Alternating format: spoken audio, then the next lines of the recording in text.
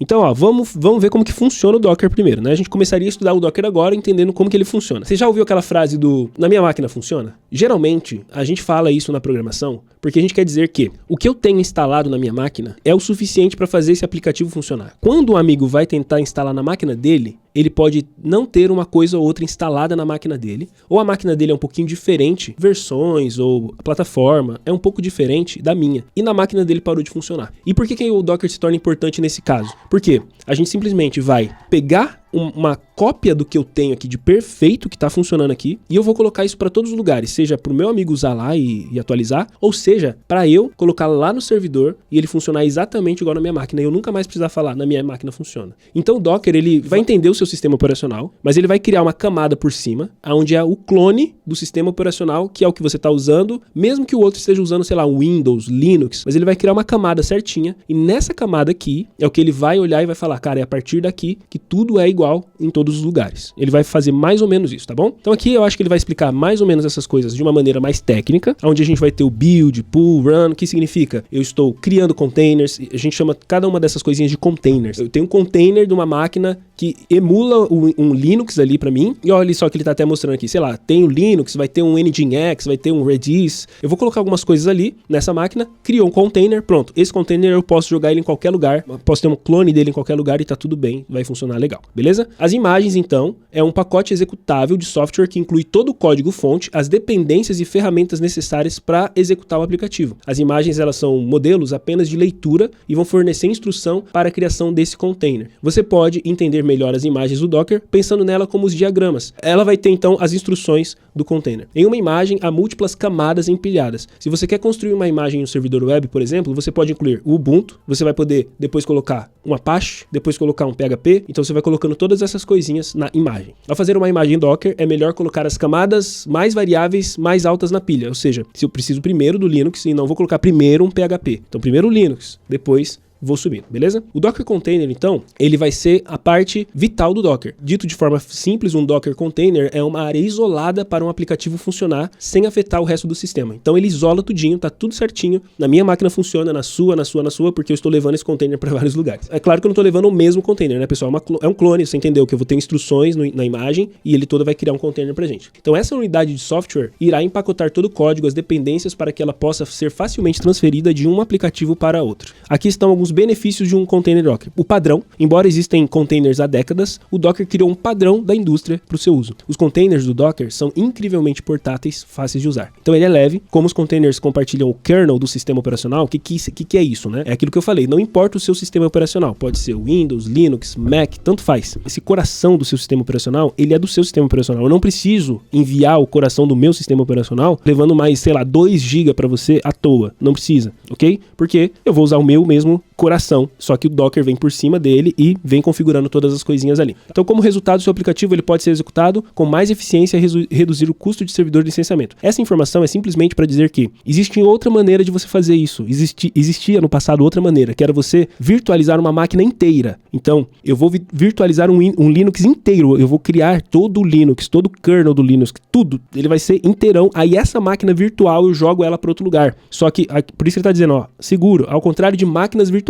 Dava para você fazer dessa forma antes. Os containers, eles não vão trabalhar dessa forma. Eles vão isolar o aplicativo, vai deixar tudo seguro. Não é uma máquina que você está enviando para um outro lugar. É simplesmente, você tem a sua máquina aqui, no topo da sua camada, começa-se então um container. Toda a construção, todo o aplicativo, tudo que você precisa funcionar ali. Ainda que, olha que legal, eu esteja usando Linux no container. Isso que é massa. No container eu estou usando Linux, mas eu estou rodando isso no meu Mac. Não tem problema. Ele não vai pegar e instalar um Linux para você. Ele vai pegar o seu kernel e vai, por cima dele, pegar uma versão mais leve, vamos imaginar dessa forma, mais leve do Linux, mais coisas necessárias para que ele funcione. Isso que é o mais interessante, tá? A diferença de máquina virtual, que seria algo gigantesco, que vai criar ali memória, vai criar HD, vai criar um monte de coisa que você já tem na sua máquina, você não precisa disso. Então ele só vai fazer essa comunicação entre as duas coisas. E vai manter um sistema, imagina dessa forma, todo um ambiente Linux para você, mesmo você está usando o Windows. Então o Docker Compose, o que ele é? Docker Compose é uma ferramenta projetada para operar múltiplos containers, como um único serviço. como o seu aplicativo requer, por exemplo, Nginx, MySQL, o Docker Compose permite que você crie um arquivo que inicia ambos containers. Veja bem, olha que louco. Eu estou criando um container só de Nginx. Eu não estou colocando junto o MySQL. Se fosse um ambiente virtual ou colocando tudo na minha máquina sem o Docker, eu estaria instalando na minha máquina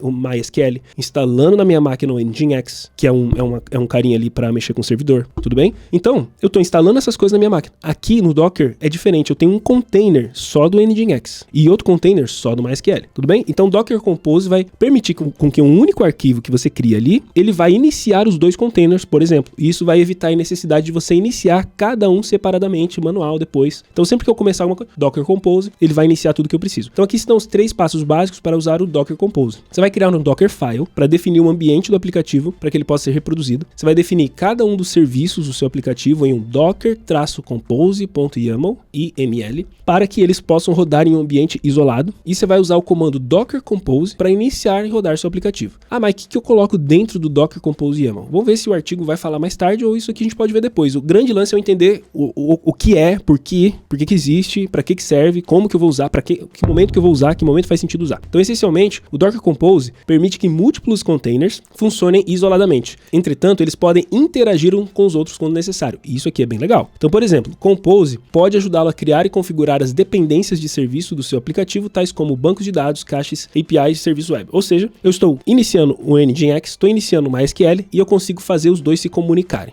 Olha que massa, né, que vai ficando isso aqui. O Dockerfile é um documento, então, de texto que ele vai incluir instruções para a construção das imagens do Docker. Ao ler esse arquivo, o Docker irá automaticamente construir novas imagens. O comando Docker Build irá criar uma imagem a partir de um Dockerfile e um contexto. Esse contexto é um conjunto de arquivos que se encontra em um caminho ou URL especificado. Então, primeiramente, a gente vai digitar o comando Docker Build e isso enviará todo o contexto para o daemon do Docker. Então, o Docker ele fica rodando na máquina de maneira obscura, vou pensar dessa forma, porque o daemon é tipo, você não tá vendo que ele tá executando, mas ele tá lá, tá executando, tá quietinho lá. Então, quando você faz o Docker Build, você simplesmente avisa para ele pro contexto que é para iniciar. Então, para apontar então o Dockerfile no seu sistema de arquivos, você vai fazer Docker Build -F e você fala onde que tá o seu Dockerfile. Vamos lá. Aqui que mais?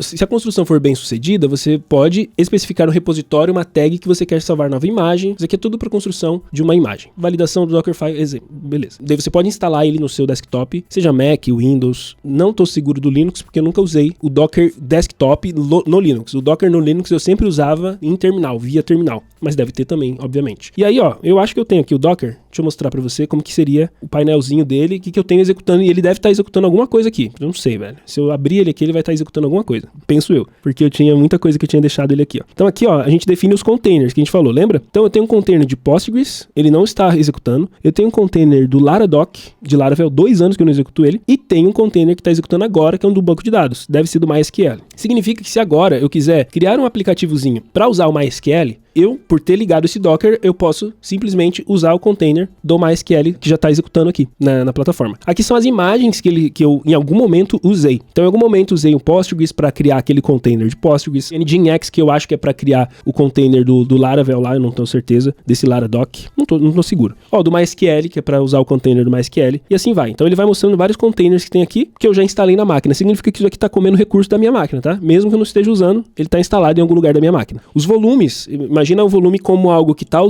sendo usado para eu poder criar meus aplicativos, configurações que os containers precisam. Ele vai lá, imagina como uma pasta que ele cria no meu sistema, mas aquela pasta é acessada apenas pelo container e tudo mais, tá bom? Environment seria configurações extras que a gente não precisa se preocupar com isso. Ou seja, vários dos comandos eu não preciso usar direto no terminal, eu posso usar direto no desktop se eu achar mais simplinho para mim, tá? Hubzinho, a gente tem uma plataforma que é onde você vai poder encontrar e compartilhar as imagens de containers. E aí você não precisa criar suas imagens, fazer do jeito que você... Não, você pode usar o que já tá usando, que geralmente eu tô usando a coisa que os outros criaram mesmo, né? E, por exemplo, esse do Laradoc, que é uma maneira de você usar o Laravel sem precisar instalar uma penca de coisa. Eu lembro, cara, quando eu precisava disso, eu tinha uma máquina virtual rodando no VirtualBox, que já tinha tudo instalado lá, porque era muito chato instalar tudo. E olha que legal, você já tem uma maneira, chamada Laradoc, por exemplo, para usar a Laravel na sua máquina com o Docker, sem precisar se preocupar demais, cara. Você abre lá, é claro, você vai ter um arquivo gigantesco para ir preenchendo as coisas, onde você quer as portas, quais são as senhas de MySQL, mas tudo ele vai trazer para você, configurado ali para você usar um Laravel fácil, tranquilo, leve, tá bom? Aqui ele vai falando um pouquinho mais sobre a camada que a gente usa mais isso na programação. Geralmente um DevOps vai usar muito mais o Docker do que a gente que é front-end, por exemplo, mas eu acho que faz sentido a gente ficar estudando sobre isso, até pra gente, quando a gente é full stack, faz sentido a gente estudar um Docker, porque